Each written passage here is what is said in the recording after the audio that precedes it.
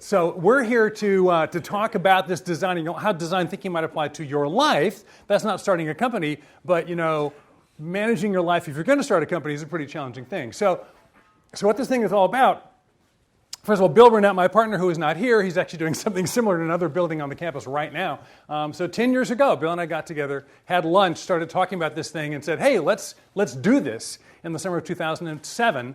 And that turned into what is now called the Life Design Lab. And at the Life Design Lab, our mission is very simple. It is to apply the innovation principles of design thinking to the wicked problem of designing your life at or after university. That's a carefully crafted elevator pitch, all the colored words. If you click on them, you get a white paper. Most people go, what does that really mean? That sounds great. That sounds like a VC pitch. No, we teach the classes that help you figure out what you want to be when you grow up. And then everybody goes, oh, can I take the class?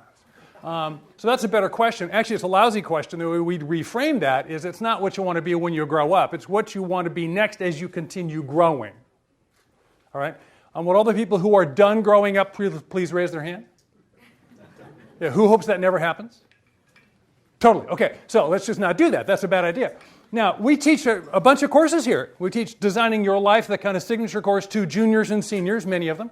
We teach Designing Your Stanford to freshmen and sophomores, how to figure out how to go to college in a certain designerly sort of a way. We actually teach Designing the Professional to graduate students, master's students, PhD students, including business. Have you got any business students? No, they're too busy. Okay, we got law students, we got med students, we got a couple law, okay. So anybody, come on down. It's actually just like Designing Your Life, but it has a bigger word because you're probably getting a PhD.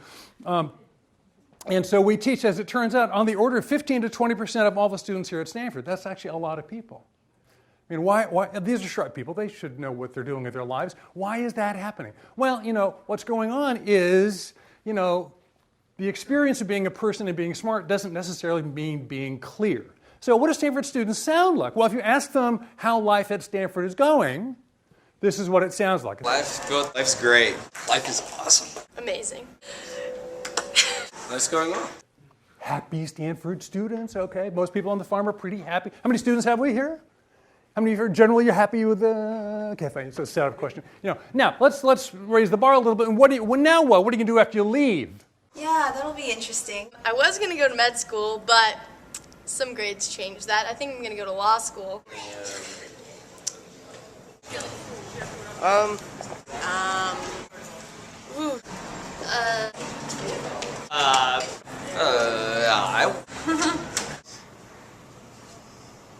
have no idea. I don't know yet. I have no idea what I'm going to do after college. Sometimes I guess I tell myself I don't really have to worry about it when I really probably should be.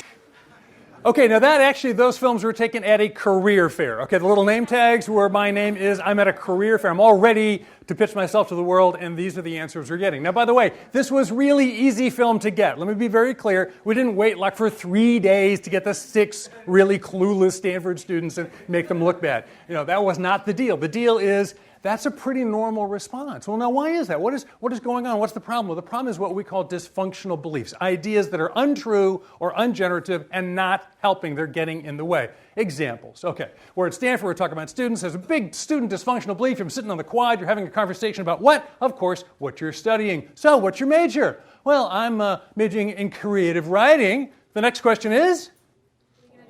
What are you going to do with that? Everybody knows that's the question. And if, in fact, you're majoring in creative writing, what are you going to do? Be unemployed. That's right. You know what you're going to be. No, that turns out to be a massively dysfunctional belief. It turns out within 10 years of graduation, 80% of people with a college baccalaureate are working outside their field of major study. The correlation between what you study and what you do is extremely low. How many of you over the age of 35 are still doing the thing you studied as an undergrad? Are you willing to say I'm over 35? Okay, it's not 0. Here's the deal. So it just doesn't work. It's just stupid. Now, dysfunctional belief number 2, our personal favorite. What's your passion? What's your passion? Are you an entrepreneur? You're passionately entrepreneurial, aren't you? You are, aren't you? You have found, your passion, right? How many of you have been asked the question, what's your passion, in the last week? Keep your hand up if you asked somebody else that question. Okay, cut it out. The research demonstrates that 8 out of 10 people answer the question either I don't know or which one did you want me to start with? Now, in either case, 0 or many, What's your passion is lousy guidance. It may be wonderful. We're kind of getting a rep as the anti-passion guys. That's not fair. We're not anti-passion. We're anti-presuppositional singular passion as an organizing principle preceding all other behaviors. I.e., you knew up front and it was going to work out fine. Now, if you happen to know that passion clearly and you are competent to do it and the world is interested in it at the same time commercially, great, you're called lucky. That's what we call that. But that's not a good place to start. For most people, passion is the outcome, not the input. It's the end of the game, not the beginning of the game. Number 3, you should know by now. In fact, if you haven't got yourself most of the way down the yellow brick road toward the city of Oz that you're pretty sure is where the cool stuff is happening, you're probably late. And you're supposed to be a smart Stanford person if you're one of our students. How many of you have ever felt late? For what? There is no such thing. You're just here. Okay, I got a call by a guy named Tim who's a sales guy at Oracle many years ago, and he calls me and he goes, "Hi, Dave." I go, "Well, hello, Tim. How are you?" He goes, "Well, I'm late." I go, "Oh, well, why'd you call? Call me later." No, I'm 3 years late. He was 33. And he said he was 3 years late. I said, "I don't think so." He goes, "No, I really am. Trust me, I'm really 3 years behind." And we argued for a year about whether or not he was behind or here. At the end of which he finally concluded he was here, thank God, because then he's 4 years late. But we're just, that is not necessarily true. Everybody's figuring it out on their own merit. So it's time to think a little bit differently. Yeah, that means it's time to think like a designer. Now, to understand design thinking, whom of you have had some introduction to design thinking, boot camp, or whatever, like this stuff, you've seen the Caterpillar. Okay, now, I'm going to position design thinking in the context of other forms of thinking. Design thinking is great. It's like super hot on Stanford campus. It's great in the innovation and venture world, which is true and wonderful and appropriate, but it's not the only tool in the box. Depends on the problem set you're dealing with. In engineering, there's lots of good engineers here on campus. We're in the engineering quad. I have 2 engineering degrees from Stanford. You solve your way forward. You know enough information. You know the algorithms, the equations. You can actually solve for the problem and get it right. You can actually fix things and they work. Now, in business thinking, we've got business people in the room, right? When are you right in business? Never. Okay, you're never right in business. You're just winning or losing, right? And you're winning a little more or winning a little less. You optimize. You never have a big enough market share, a big enough profitability, high enough customer satisfaction or delight or loyalty, strong enough competitive barriers to entry. You're never done with that stuff. You just move forward in an optimizing sort of way. And if you're smart enough, you even do it in a quantified optimizing sort of way like we do here at Stanford. Now, if you're a researcher, we do a lot of that. Any PhD candidates in the room? Any PhDs or PhD candidates in the room? We've got one in the back. Okay.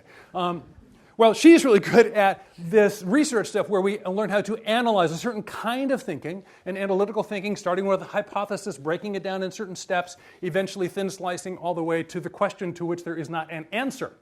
And if you make a little progress on that, we actually give you a prize called a PhD. And that's research thinking. It's a wonderful way to go forward by analysis. And then design thinking where we build our way forward. In certainly 2, if not 3 of these cases before, these other forms of thinking, which are totally valid, but not universal, you're mostly working on tame problems. Tame problems like building the Brooklyn Bridge, putting an astronaut on the moon, stabilizing cold fusion. Those are all tame problems. Tame meaning well-behaved. Act tomorrow like they did yesterday. The Brooklyn Bridge does not wake up on Thursday and go, it's not working for me anymore. This whole stress management thing, I'm just over it. Not doing it anymore. That does not happen because the Brooklyn Bridge is a tame problem. Really hard tame problems remain to be solved, but they're tame because they behave well, their criteria are stable, they act the same on tomorrow as they did today, as they would have yesterday. Wicked problems, which are overwhelmingly human problems, are ones where the criteria are constantly moving. You won't know success until you meet it. Once you get a solution, it's not reusable.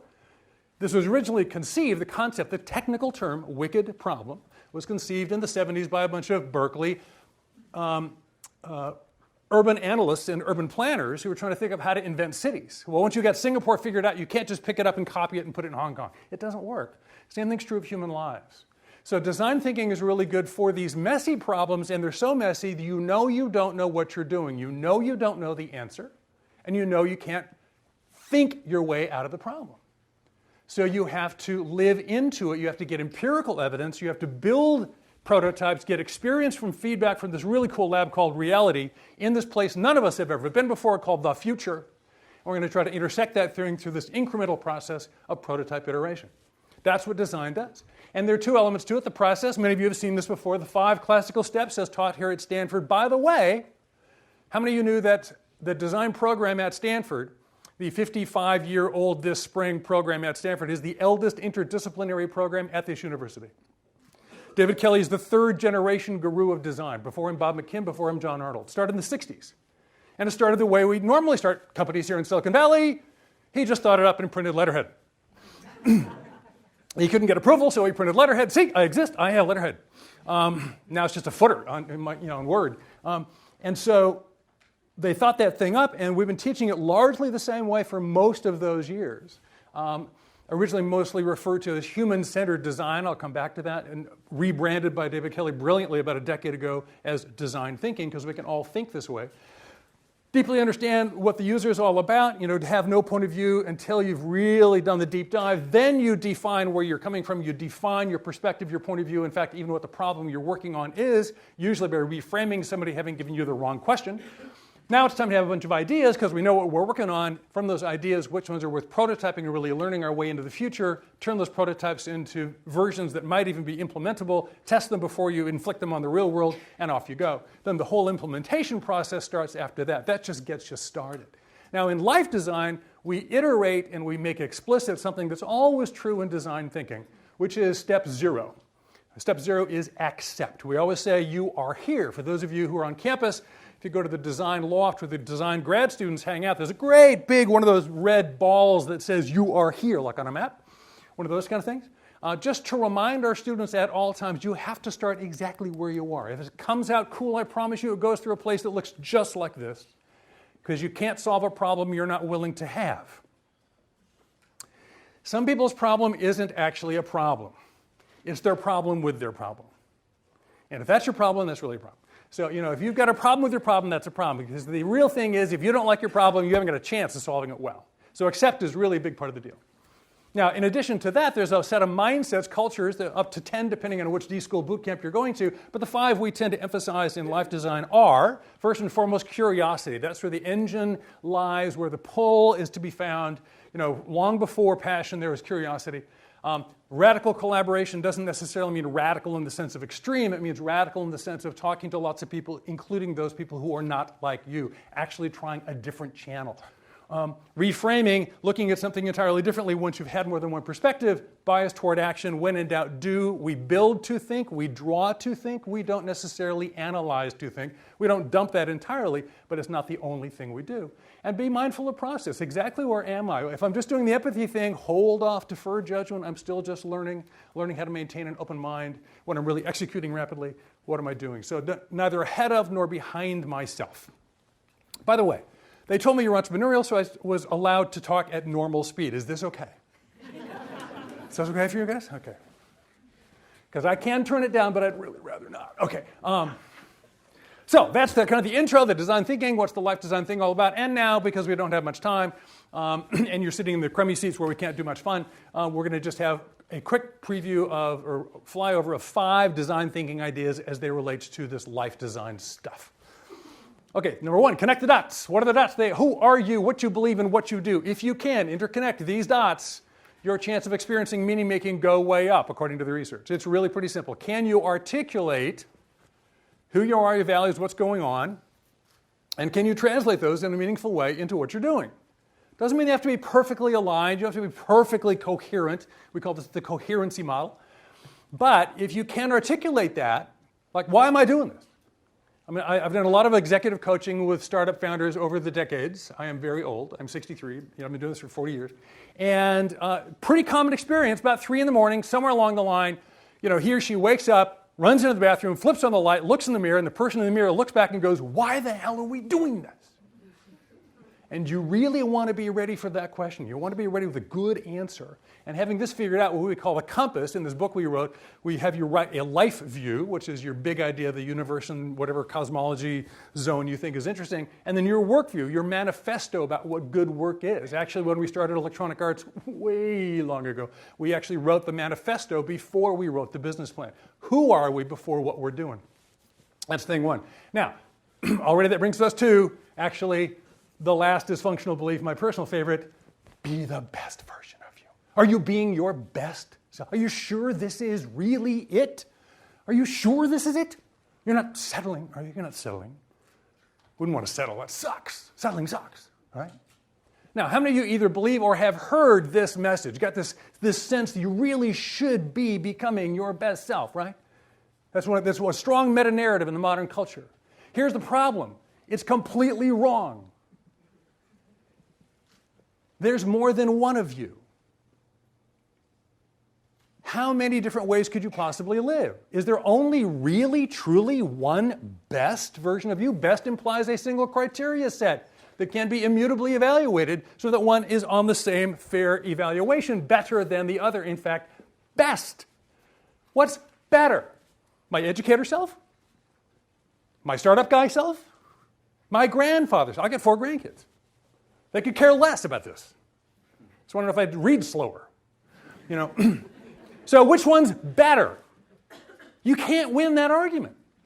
It's undoable. So here's the thing. In business, we often say, the good is the enemy of the better, and the better is the enemy of the best. Are you doing your best? Or the little halftime pitch or the post-board meeting pitch. Let's all work 60 hours a week and loving it. Yeah, no, 70, okay. That sucks, I'm doing 80. All right. The whole thing, 100 hours a week and loving it. Have you ever actually done 100 hours in a week? It's physically incredibly hard to do. I just trust all those people. I've done a lot of 80s, but 100, that's really hard. That having been said, if a best doesn't really exist, the rest of that little aphorism is, and the false best is the enemy of the available better. If you have decided you have to be your best self and there isn't just one, you just decided to be unhappy for the rest of your life. I wouldn't go there. So what that leads us to is, very important question, how many lives are you? We're actually going to answer this question. Perhaps I should explain the question. It's a little rhetorical. How many lives are you?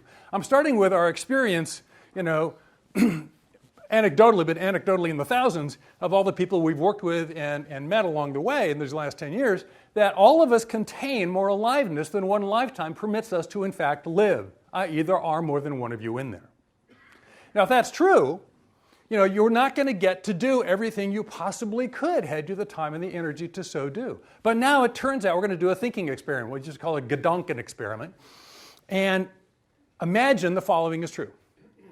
Yes, it's a multiverse. We found out now that the astrophysicists have actually proven it is truly a multiverse. There are infinite parallel universes, angstroms apart, so to speak, in some dimension we don't understand, but they're right there. And we got the wormhole thing figured out, so we have parallel consciousness, and you can actually get access to that. But the one really weird thing about the multiverse is you can be all over it, but you have to reserve ahead. It's kind of like open table. You have to call ahead. So we have to make reservations. You can be concurrently in as many life slots, occupy as many places as a human being, in as many universes as you like. You can have 5, you can have 10. You think of every possible version of your life you'd like to live. Frankly, even if some of them you like a lot, you can have do-overs. First time we took my youngest daughter, Lisa, to Disneyland many years ago, she thought a really good way to spend the day was to ride Dumbo. 42 times. 42 times. I mean, from 9 o'clock in the morning till about 4 in the afternoon, and about 3:30, like, honey, how was that? Great! Want to go maybe try Peter Pan? Nope. Liking Dumbo? Yeah. Okay, we're doing Dumbo. So if you want to do 42 Dumbos, you can do 42 Dumbos. That's fine. But here's the deal. You got to call ahead. I'm going to go 1, 2, 3, and when I would have said 4, you're going to say a number, and that number is, how many universe slots would you like? As many as you want, you just got to call it out. Okay? 1, 2, 3. Oh, come on. I know you're smart, educated people, but you can actually think up a number and shout it out. Try to get 1, 2, 3. 3. And it's 8, 7, 15. Usually there's somebody who very loudly says, 1! You know, it's an ideological position. I'm committed to my one true life. And I want to affirm, if that person's out there, I want to affirm the 1 people. I get it. But let's say the number is on average, 7 or 8. Interestingly, by the way, when I work with the groups, because we're now going all over the place having talks like this, the older the group gets, the higher the number goes. You think the young people have all the ideas? Not necessarily. Front row center in New York, from Constance, from the class of 1953, 87 years old, just couldn't wait to take notes. Got a lot of life to design yet. So if you've got 7 lives coming your way, okay, I lied, it's not going to happen. You only get 1. So most of you isn't going to happen. You're mostly not going to occur. You will overwhelmingly experience FOMO. Fear of missing out, right? And you're smart, bright, educated, healthy people living in a target-rich environment. You probably all have access to the internet and know how to spell Google just fine. So you're going to see a whole lot of stuff go by that might be cool. Like, oh, there it goes. Maybe, was that it? Was that it? Oh, should we have taken that? I just want to blow it. Right? Who's ever had those feelings? If you have those feelings at all, you just bought into best. Like that was it. This isn't it. Who says it? They is them. Pick one. You're never going to know, by the way. So, because of this, the way we do ideation, step 2 is because you have more than one life within you, the reframe is, look, there's lots of great use, and it's never too late to get started because it's very interesting in front of us. Let's get the Odyssey started. The Odyssey continues.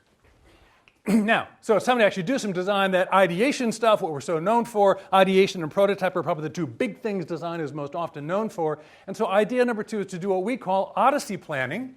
Time to ideate your future. No, actually that's a misnomer. You can't ideate your future. You could only ideate your futures because there's more than one of you. And when we do the workshop, which we haven't got time to finish here today, or if you do it with a book instructs you to, we say 3. Try 3. We sort of limit you to merely 3 plans. If you want to do 6, you can have 2 forms. That's fine. And we actually would spend like 15 minutes on a single piece of paper and think up 5-year plans, 3 different ways, 3 completely different versions of your future self. And there's a series of exercises we go through there. I'll give you sort of a quick taste of what that might look like. Now you might say, whoa, 3 versions of me? 3? Really? 3? I'm barely coming up with 1. Well, sometimes we have to help people get a template for how to come up with all 3 versions of themselves. My guess is that's not very necessary in this room. You all don't have that problem. The number of how many lives you were was pretty high. But if you needed help, our suggestion would be like this. And I actually developed this on behalf of a young MBA in a Midwestern state. I'll just say a Midwestern state. Ranking school, we were having a conversation about this stuff, and he said, oh, no, I would never want to do 3. And I go, sure you do. He goes, no, there's no way I have 3 ideas. I go, yes, you do. Watch. And let me demonstrate your 3 ideas to you. So thing 1, there's that thing you're already doing. Just imagine the next 5 years goes really cool. This is ideation. We're doing imagination. This is not project management yet. So that's great. You know how to do that. Then thing 2 is just assume that thing you are working on died. I'm currently a teacher, as it turns out, a teacher and an author, and guess what? It's all online now. We don't need teachers anymore, and that whole book thing, AI knows how to write better than you. Please go home. So we're not doing books anymore. We're not doing stand-up teaching anymore. That's over. How many of you have lived through something going away that we don't do? Used to do something that doesn't get done anymore. I've had that happen 3 times. Okay, so let me flip it around. How many of you hope that 10 years from now you are doing something really interesting that you'd love to talk with us about today, but you can't because nobody's doing it? How many of you hope that you are going to find that thing you did not know you were looking for? Yeah.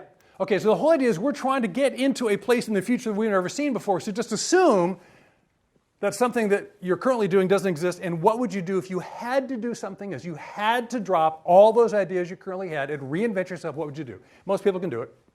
And the last thing would be, and now for something completely different, of neither money nor regard or any object whatsoever. And I can promise you, you'd be fine financially. Maybe you're not wealthy, but you're fine, and they won't laugh. What would you do?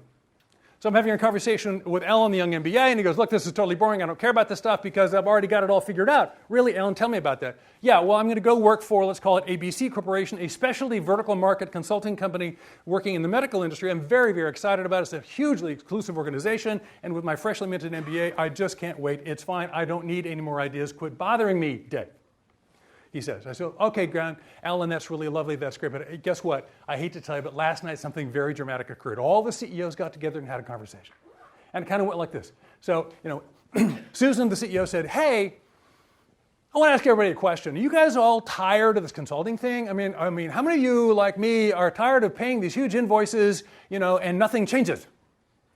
Just like really cute ideas, and then they're gone, and there's an invoice, and you're back where you started. I'm so tired of that. And all the other CEOs said, yeah, we're tired of that too. And they held hands, they sang Kumbaya together, and they said, no more consulting, save the money and spend it on engineering. Great, okay. So, so they woke up the next morning, they canceled all the consulting contracts, the consulting industry is over, all the Deloitte and Tooth people are, out on the street naked and terrified. So consulting is over, Ellen. What are you going to do? And he goes, what? He was on a conference call. He goes, what? I go, consulting is over. I don't think that's true. It is, Alan, trust me, it's true. You've got 5 seconds and you're an unemployed MBA. It's embarrassing. Come on, Alan, come up with something. 5, 4, 3. He goes, oh, okay, I'll do strategy in a large corporation doing media. Okay. So glad you had that idea you didn't know you had, Alan. Oh, by the way, one more thing. Alan, that thing, that thing you do, that thing you really like, pretty sure you can't make a living at it. A little embarrassed about it. What is it? Let's assume you can make a living. There's a true story. The real Alan asked me the question on the phone in front of 6 other people on the conference call. Do you promise they won't laugh? I said, yes, Alan, I promise they won't laugh. They don't even exist, so they won't. Trust me. And he said, I'd like to do boutique wine distribution. I've told that story, and nobody ever laughs. It's, oh, that's kind of interesting. But he thought it was sort of silly. So the point being, Alan was quite convinced he did not have 3 ideas. Some of you might think you don't have 3 ideas. You absolutely have 3 ideas. You just haven't had permission to have them yet. If you've got plenty of ideas, you didn't need to hear any of that. Now, what does this look like when we do Odyssey planning? This is kind of like the big capstone exercise. So here's Anne, and she's, partway along in her very successful career as an HR exec and thinking, maybe it's time for a change, mid-30s, late 40s, whatever, somewhere in there, time for a change. And so she's thinking, I want to go back and do what I used to think about doing before I went into HR. I thought maybe I want to work with at-risk kids. I never did that. I dropped that idea back in my late teens, early 20s. What if I resurrected that idea and tried that? So what would that look like? I'm just going to let myself have those ideas. In about 3-4 minutes, she goes, well, first I'll start a 501c3. I'm a good organizer. I'd start getting organized. I got to raise some money, got to recruit a staff. I'm going to go pick somebody else's model for how to do this work. I'm not going to invent this from scratch. That's stupid. Why build when you can rent? And I think I want to work on reading comprehension. Reading comprehension is a big impact on students' lives. If you can get at-risk kids to raise their reading comprehension early, huge impact, long-term leverage. That's where I'm going to go. So I'm going to develop that thing. I got to start working on scaling the service. Then I'm going to expand this thing over time. I'm an a West Coast person. If I'm going to expand, what the heck? I might as well go to the East Coast, which is where all the big foundations are anyway. Want to impress them. So that's what I'm going to do. Oh man, that's a lot of work. Better not forget the family, because the mom and dad are aging a little bit. Let's not forget that. And eventually we had the family meeting and mom and dad made clear to all of us kids, thankfully that they have no interest in living with us as they age, and that's good because we didn't want them to. But nonetheless, we've got to find a place for them that they like, and they're the only ones who still know the family story. We better get that thing written down before it's gone, which reminds me about writing things down. I never did that graduate work in counseling. What if I went back and did some of that? Maybe I should be more competent. If I'm going to be actually the human services field, I better do that quickly because once that thing hits scaling, I'm going to be so busy. So I got to get that done. Speaking of being so busy, if not now, when are we going to get back to Paris? Oh my God, we got to get back to Paris, because Harry and I, we had our honeymoon in Paris and we promised ourselves every 3 years we'd come back to Paris for the rest of our lives, and that hasn't happened yet. So maybe we got to get back to Paris and on the way home stop at the Galapagos because it's going to be underwater pretty soon and I think I want to see it dry. So that's, that would be interesting. Boy, if I pull that off, I think I'm going to write a book. Now, how do I feel about that on our the way we do this? We've got a dashboard. We look at 4 dials about how you react to your own idea. What are the resources? Do you have the resources to pull off this thing? If you actually made this decision, could you do it? You know, she thinks, I'm about halfway there. I mean, I don't really know what I'm doing in human services, and I don't have any money, but I know how to pull stuff together. Do I like it? I like it a lot. What's my confidence I could pull this off? Note, confidence is the emotional reaction. Resources is the objective reaction to the same question. Doesn't mean it's the same answer. My confidence is really pretty darn high. Now, my coherence, that's that connect the dots thing. By coherence, we mean, is this authentic to you? Is this values consistent for you? Is this who you really are? And then she would say, pretty high. Not super high. Why? She's got two problems. She's thinking deeply about, do I really want to be getting this busy again at this point in my life as my parents are aging? Do I want to double down on those two seasons of life at the same time? And the really big question is, you know, my 20-year-old self thought this was very interesting. I can't tell if I really think this is important or I'm just nostalgic for my 20-year-old passion. I mean, because this is back to the, do I really want to do this or do I just like remembering I used to want to do this? It's not the same thing. She's got to test that. So that's what an Odyssey plan looks like. You do that 3 times, get you a bunch of ideas, and once you've got those ideas, you make a decision about which one to do, right? No, we're doing design, we're not doing engineering. So we do prototyping. The whole idea of having those ideas is to figure out which one you want to actually start investing in. So we jump into this prototype thing with a bias to action, stop thinking about it, go do stuff. And so prototyping, and first of all, there's a real big distinction between particularly late engineering prototyping in general, particularly late stage engineering prototyping and design prototyping. They're both valid, they share the word, but they mean very different things. In engineering, often our late stage prototypes are about proving the concepts as effective. That's what a beta software test is supposed to be, that the beta version acts just like the alpha version, but with user feedback, and you do that before you release to the market. That's what a beta is supposed to be. That's a late stage prototype. We're not proving anything in design. We're doing a very early stage prototype to learn something. We know we don't know what we're doing. We know we can't sit there and figure out how to improve this thing by drawing drawings all day long. We got to start making up some mock-ups and getting some feedback from some real people. I had many years ago, I had a huge box full of mice under my desk at Apple. All different kinds of shapes, all different kinds of sizes. Why talk about it when you can just try? So in prototypes, we ask interesting questions, we expose our assumptions, we involve others with our ideas, which begins to actually create collaboration, and most importantly in life design, we sneak up on the future. That thing you're wondering, maybe I'd like to try this. Somebody is living the life you're imagining already. And by prototyping it, you get into a time machine and go find people who are already in a future today that you're thinking about tomorrow. Good prototyping is cheap, fast, and teaches us something. It's really about cheap and fast. The cheaper, the faster, the better, as long as we learn something. Now, in life, it's not foam core and glue guns when you're doing life design. So life design prototypes are in 2 very simple forms, a conversation or an experience. Talk to people, do stuff. So the prototype conversation, which we call the life design interview, is essentially the same thing as an informational interview. Who's heard the term informational interview? Or done those kind of things? Where you're asking for the story, not the job. This is the prototype conversation is a very simple thing to do. It turns out, gee, what's it really like to be, a DJ, on a web channel as opposed to on a traditional radio station? What's it really like to be involved in the private space transport industry? What's it really like to be involved in nanotechnology? What's it really like to be working on an organic farm in Siberia? You can go talk to people to have that conversation. And the reason it's an interesting conversation is because you and they, that person you want to talk to, have a very, very common base of experience and awareness and values. She thinks her life is really interesting. You think her life is really interesting. You have the same point of view. You should get together. It's really simple. It's like, I've done the research. You're the most interesting person in the world. You think so too. Let's get together and share that interest. Just tell me your story. And like prototype experiences means actually trying stuff on.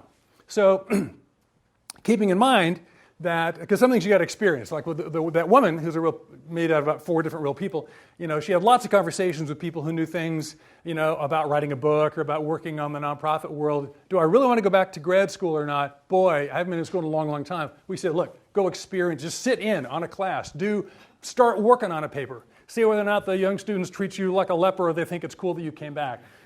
which she was really worried about. So just go do it. I mean, literally 4 or 5 hours of your life invested over a week's time is a piece of cake. Now, keeping in mind, all those experiences, those prototypes of conversations and experiences come from collaborating with other people. They're pretty much done with other people, which means to find the opportunity for those interviews and those activities, you have to have idea number 4, which is it's time to network. Okay, I notice there are not many MBAs in the room, so this is probably like, oh, a lot of you are saying, finally the networking section of the talk. I'm so glad we're going to talk about networking. It's my favorite thing. I love networking. So who are those people? Well, the network, I got 1, I got 2. Okay, God bless you. Most of you probably kind of feel more like this young woman. It's not really my thing. I don't really like this. Networking is kind of slimy, kind of sleazy. Who would say that? This is not really what I do. Yeah, okay. No, that's wrong. We need a reframe. We need a big reframe on this because all you're doing is asking for directions. Have any of you ever given someone directions? Who's ever given anybody directions? Who's done it more than once?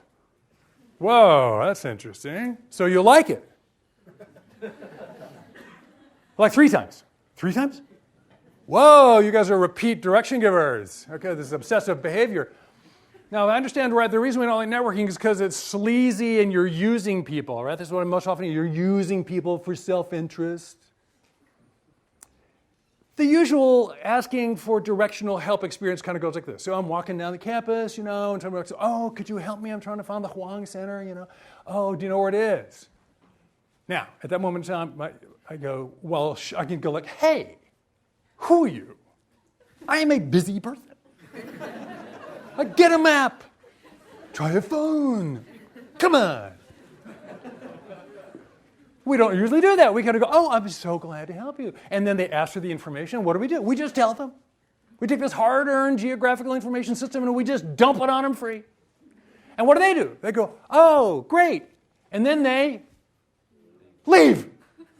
They just leave. Get a bottle of wine, Christmas list, card, $5. Anything?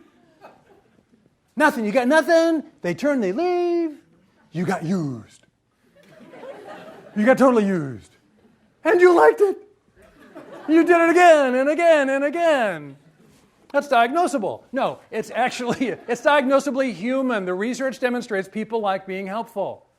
When you're lost in nanotechnologyville and don't know your way around, the locals will help you. When you've never been in Author Town, you've never been in high-end PhD research consulting city, the locals will help you out. They love their town. They think it's interesting. They understand you're lost. That's the way the human community actually works. So it's really about just asking for directions. And it turns out everybody knows a lot of people, and everybody has a lot of interests in a lot of things.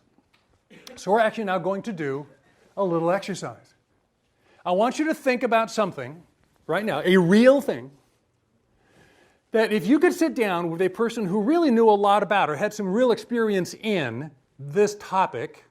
It could be a personal interest topic like Asian fusion cooking. It could be an extreme topic like jumping out of airplanes without a parachute on, just one of those bat things. Or it could be a professional interest like what's the difference between product marketing and product management? Anyway, they both have an M in them. What's the big deal?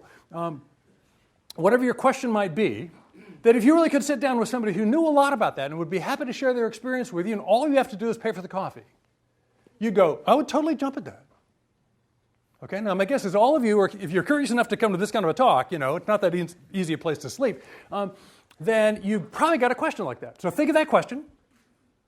And now, when the music starts, because it's so tight, we're going to have tiny little networking parties of 2 or 3 people. I want you to stand up and turn and ask the people around you, hey, do you know anybody who knows anything about Asian fusion cooking? Would you be willing to give me their name?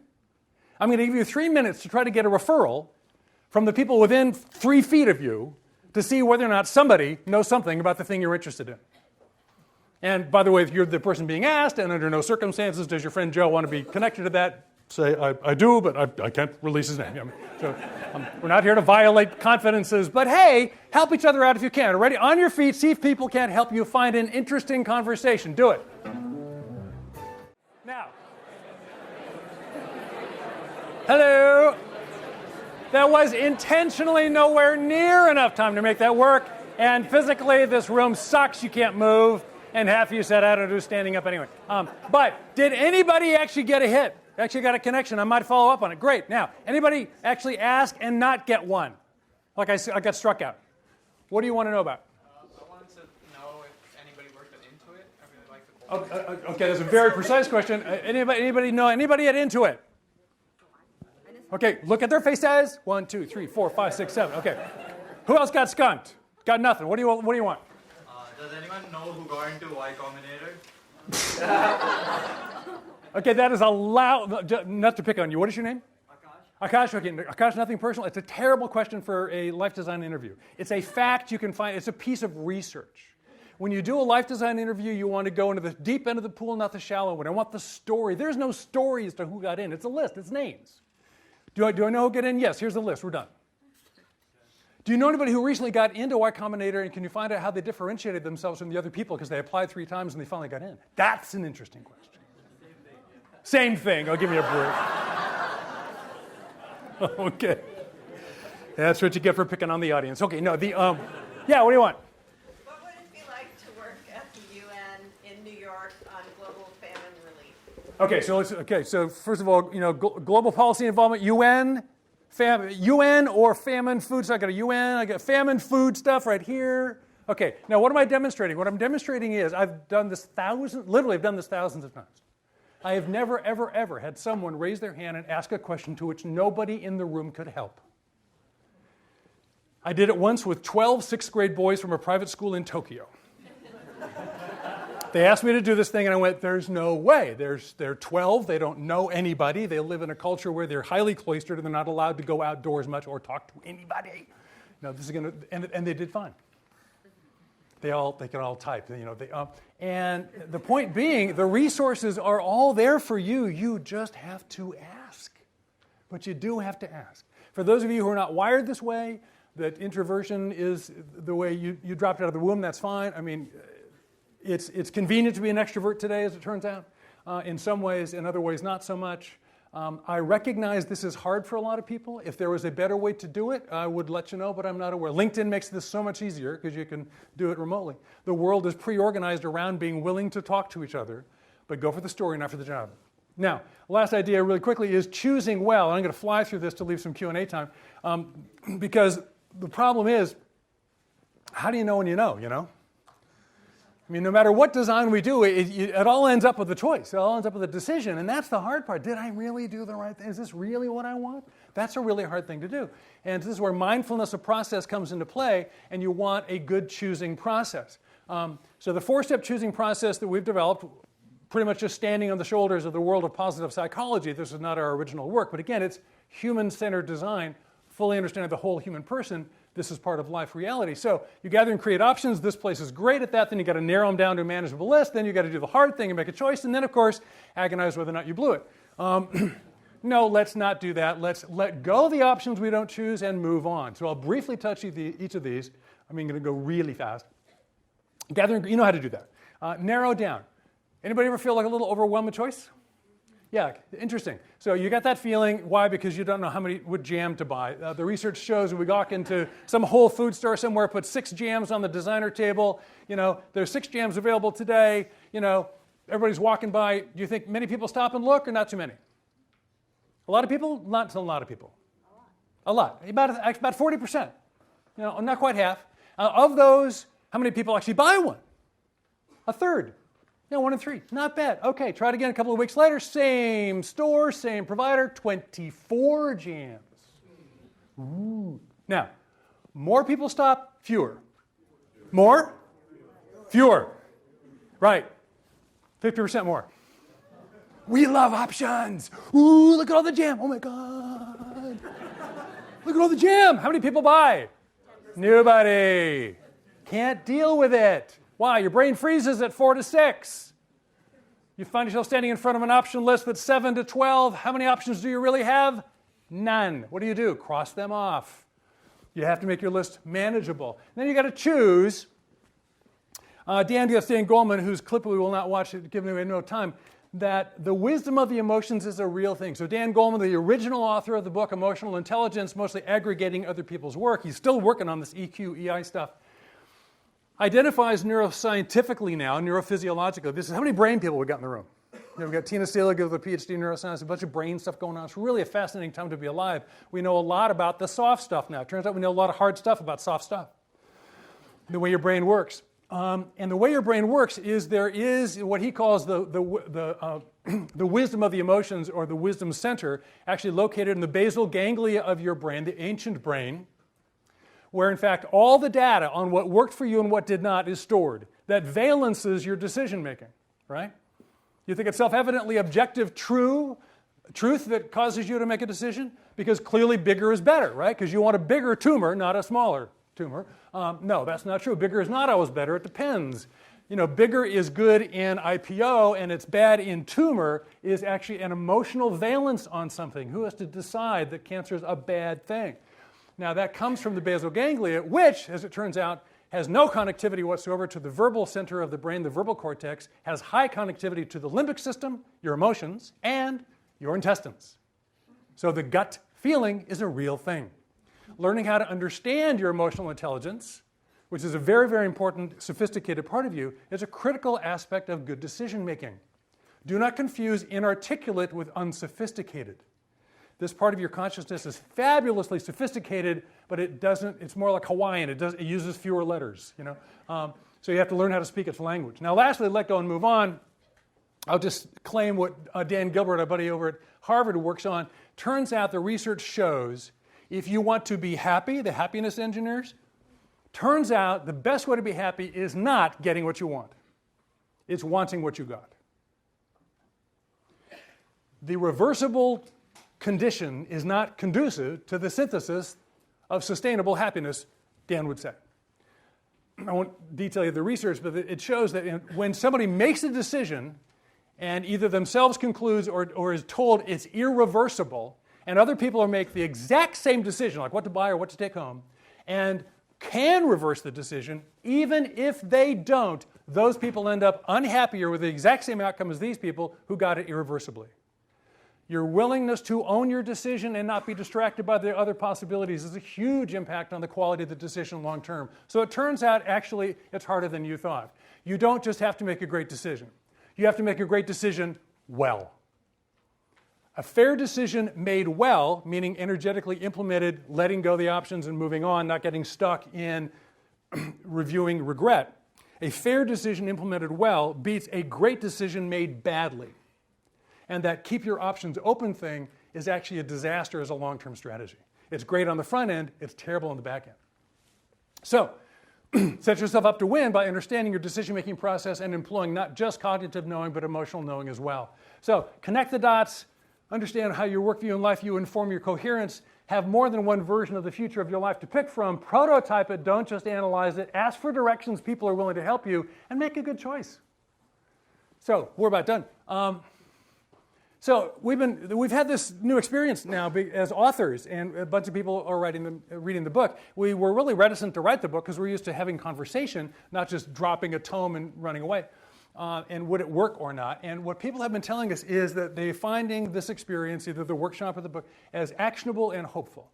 And the reason I mention this is that's helpful to us because it's all about doing stuff. Set the bar low, clear it by taking actionable steps.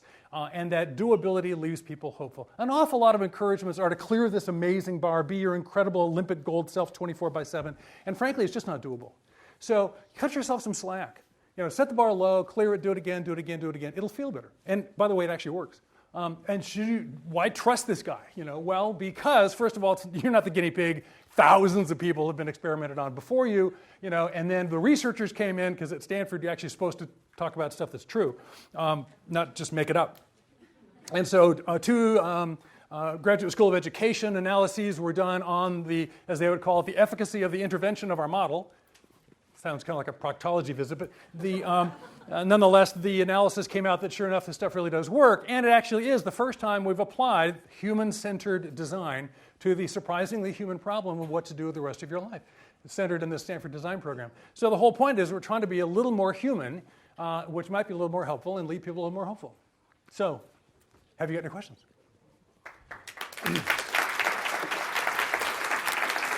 Okay. And there's no mic. I'll listen and then I'll shout it out. What do you got? Hi. Hi. That was really fascinating. As you were talking, I felt like I was making a lot of connections with these various pro tips you've been giving to how relationships or effective relationships operate. Okay. I'm specifically talking about romantic relationships. Uh-huh. So I was wondering, how often does that happen where you find, like, do you ever see people trying to apply this type of methodology to how they Have you designed your love life? Yes. Okay. Yeah. No, we don't. We don't do therapy, and we don't do love. But we've heard back from a whole lot of couples who are doing this stuff together, and happily so. If you do that as a collaboration, not a negotiation, like here's my Odyssey plan, mine wins, you loses. Okay, that is not helpful. And getting, the steps getting in terms of getting clear and experimenting. Yeah, like rather than sit there and talk, for 14 hours on the DTR conversation, the define the relationship conversation, maybe go do stuff. So that might be helpful. So I think there are things you can get from there, but I don't pretend to be a romance specialist by a long shot. Other questions? Yes? What are your alternative plans? What are my alternative plans? That's a very interesting question. I actually am intentionally disobeying my own rule right now. So again, the exception proves the rule. Because I totally committed to this book thing. I dragged my feet viciously for 2 years. Bill, no, don't make me write a book. I don't want to do it. It's stupid. There are 400,000 books released a year. Half of them talk about what you should do with your life. Even if we're right, nobody will know. It'll get lost in the noise. It's a waste of time. Forget it. I'd much rather talk to people. Why write a book? So I pulled that off for 2 years, and then I was beaten with sticks and forced to write a book. And so I said, we're going to write the book. We're going to give the book, a decent thing. I'm also trying to set up my lab at Stanford with 5 people working full-time to do this work, to run in my absence because I don't want to do this forever, because I do want to have some Odyssey planning later. And so I am intentionally not thinking about my future at all. I am totally sold out to only 2 things. I am letting this book be as successful as it deserves to be so it can help who it can help. And I'm setting my lab up to be able to run without me. And if I think about anything other than that, I just stop it. So I refuse to answer your question. Because I'm designing my life. I'm in a season where I'm not ideating. How do you handle failure? How do I handle failure? Great. I'm really, really good at failing. I'm fabulous at failing. Prototyping is all about failing. We often say, fail early to succeed sooner. Now, there really are 2 kinds of failure. That's why I set the bar low, try it a little bit, try it a little bit, try it a little bit. Go out and see whether or not something works for you and plan on failing at it because you don't know what you're doing. That's the failure design of the prototype iteration process. Let's distinguish that from, and then we finally committed, and we got in the rocket, and we went to the moon, and we died. Okay, now that's failing. All right, that's real failure. So real bona fide, I bet everything on it, I finally made the commitment, and it failed, is hugely painful. It doesn't mean your life is over, it doesn't mean you're a bad person. You can do everything right, and it still doesn't work. When you blow it, do you notice the first question for most of the times that happens to you is, what did I do wrong? As soon as something doesn't work out, do you think, what did I do wrong? It's the most normal thing to think, particularly if you're bright. What does it mean? It means, had I done everything right, it would have worked. That's not true. You don't have anywhere near enough control over the universe for that to be true. So you have to decide when you fail what it really means. There's a section, we talked about failure. Is it just a minor thing? Is it a learning situation? Was it just a goof up? I forgot to tie my shoe, so I tripped. You have to evaluate your serious failures in an honest way. And a relatively small percentage of them have high learning value, and some are just mistakes, and forgive yourself and move on. But you want to be smart about failure because the pain of it is real, and let's not have more of it than we need. I'm going to take maybe 1 or 2 more. Yes, right there. I have trouble letting go and moving on. Yes. Are there any active steps you can take to do that? Hard to let go and move on. Really hard. And Dan Gilbert's research is pretty compelling. And the problem is, even in the experiment they put together, of course, the forcing somebody to let go was externalized. Applying that insight in a meaningful way is done on options you know darn well aren't dead yet. So I had these 4 options. I could have done the Teach for America thing, I could have gotten the MBA, or I could have taken that startup job. And I'm doing the startup thing, and the second round of funding didn't come in, and we're all working for beans and weenies now, and oh, got it, I really blow it. it's a lot tougher than I thought. It was wonderful. They told me at SDVP it's just fabulous to be an entrepreneur, and now it's really hard. And my girlfriend left me, and what am I doing? And I smell bad, and I'm broke, and holy shit, It was not in the brochure, and you're having that experience. Now let go and move on. Yeah, thank you for sharing. The reality is it's a mental discipline. And so I think it's not that you can ever have let go. It's that you get good at doing it over. So the thought comes in, should have done TFA. Thanks for sharing. I understand that it was, in fact, the best decision available at the time. Thank you, and move on. So I think the best way to handle let go and move on is when that sneaky little thought comes back up and wants to beat you up for having done the wrong thing, you thank it for its insight and you keep going.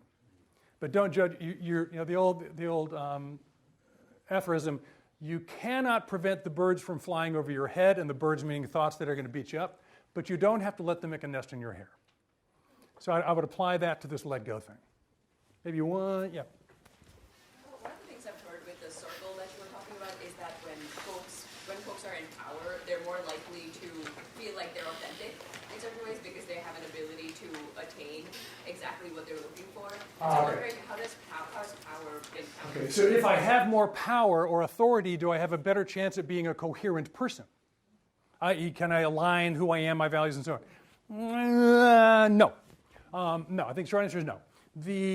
You have some degrees of freedom, but all positions of power come with tremendous amounts of constraint because you have power over something. And that thing is a thing. If it's a company, then it's got a certain value proposition, and it's not going to wake up and turn into something entirely different tomorrow. And so you're surprisingly bound in. Now, if what you want to adjust is within the domain of what's called domain sovereignty, if what you want to play with is within your power domain, then you've got some tools. You've got some flexibility. But very often those issues of coherence and authenticity and value fulfillment operate outside of that. So it's not power is more coherent and less power is less coherent. It's whether or not those elements you're trying to integrate, who I am, what I believe, what I'm doing, are in tension or not. And that alignment in and of itself is not really power-based, not power-sensitive, I would argue. I know powerless people who are doing great and powerful people who really are banging their head against concrete. Yeah? How do you mitigate risk or quantify risk in your equation? How do you quantify risk? We do not deal with risk at all. You may have noticed. That's why the question was asked. There are a bunch of things that we don't cover. This is not a comprehensive life design system. We think it's a sufficient one. We built it, but for instance, it doesn't bring up character questions. It doesn't bring up foibles. You've got the dark side you got to work through. You've got those things, it doesn't deal with your mother's voice in your head at all. And on the risk side, that is an important criteria. So I have to manage the risk of either my prototype, I have to manage the risk of the plan I'm playing with, but how I decide what to do with that risk is entirely up to you. Now, design might want to help you work that through, certainly by prototyping it. One of our favorite examples is a bright executive woman who really wanted to jump out of the airplane and go become a restaurateur. Totally something different. And she's a very successful person, so she went for it. She had a passion, she went for it.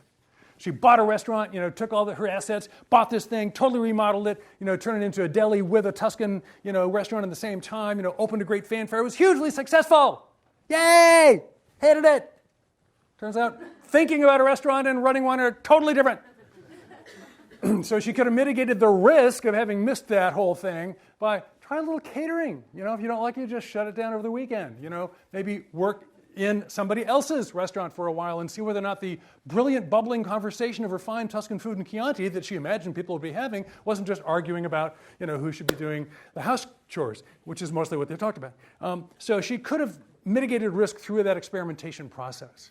But ultimately, the decision you make, and so now we have decided to go and, try to, teach llamas to dance in Afghanistan is a pretty risky play. So, that's not a big opportunity. We don't want to do that. That risk is inherent. So you have to decide what risk you're taking and what risks you want to manage, what risks you want to enjoy. Design can help you qualify the risk, but not necessarily eliminate it. Risks are never eliminated, they're just managed. Are we done? Thanks for coming.